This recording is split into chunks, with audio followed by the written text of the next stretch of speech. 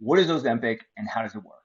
In the most simplest terms, it's a drug that acts on a particular hormone receptor, which causes you to lose your appetite. The weight reducing hormone receptor we're talking about is glucagon like peptide 1, referred to as GLP-1. This is a hormone our body produces in response to the intake of food by the cells within our intestinal tract. However, these GLP-1 receptors are present throughout the body. We find GLP-1 receptors in the pancreas, gastrointestinal tract, heart, and the brain. And they potentially play a role in diabetes, weight management, and have cardioprotective effects. The way GLP promotes weight reduction is not entirely understood. It's been suggested that in the pancreas, GLP-1 upregulates the secretion of insulin and thus increases insulin sensitivity. We know that the more insulin sensitive we are, the more likely we are to lose fat and prevent fat gain. GLP-1 also acts on the alpha cells of the pancreas to decrease the release of glucagon, which means less glucose is being produced by the body, which leads to lower blood sugar, which leads to improved insulin sensitivity. The way it appears to affect our metabolism is by promoting fat oxidation over carbohydrates, meaning our body is preferentially choosing to burn fat over carbohydrates for energy. It also decreases gluconeogenesis. Now, under normal healthy conditions, gluconeogenesis is what helps us get through times of starvation to provide us with energy. However, in people who have type 2 diabetes or are obese or over fat, gluconeogenesis is what leads to hyperglycemia. In the gastrointestinal tract, GLP-1 works to slow down the movement of food, increase satiety, as well as protect against the effects of decreased acid production. In the heart, GLP-1 receptors may be the cause of the sustained increase in heart rate with Ozempic and similar drugs. In the brain, GLP-1 communicates with the hypothalamus, regulating the appetite by increasing satiety signaling. Ozempic is thought to affect the brain's food reward system, improving a person's ability to control their food intake and changing their food preferences. All of this considered, there doesn't seem to be only one way Ozempic causes weight reduction.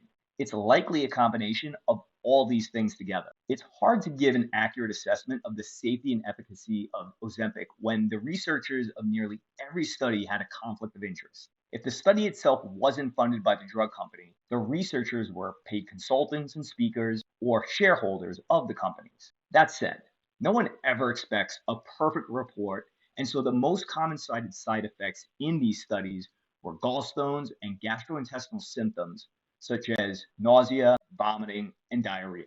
But generally speaking, there were very few side effects cited.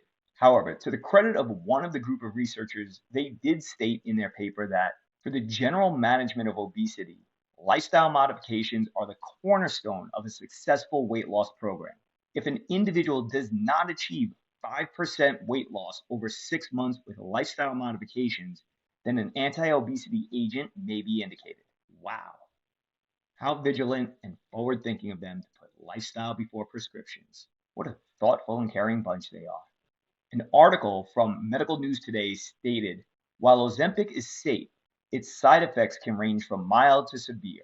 These can include nausea, vomiting, diarrhea, flatulence, constipation, stomachache, abdominal pain, fatigue, injection site reactions. And in rare instances, people may also experience serious adverse effects, including vision changes, kidney problems, gallbladder disease, severe allergic reactions, an increased risk of thyroid cancer, low blood sugar, also known as hypoglycemia, inflammation of the pancreas, also known as pancreatitis. One of several New York Times articles on Ozempic described how the nausea of one user was so bad that she became malnourished despite still being overweight, and that another side effect of this drug is pronounced facial aging, which has led to the new term Ozempic face. This happens when someone experiences fat loss that is so rapid their facial skin loses its ability to retract due to the loss of elastin and collagen.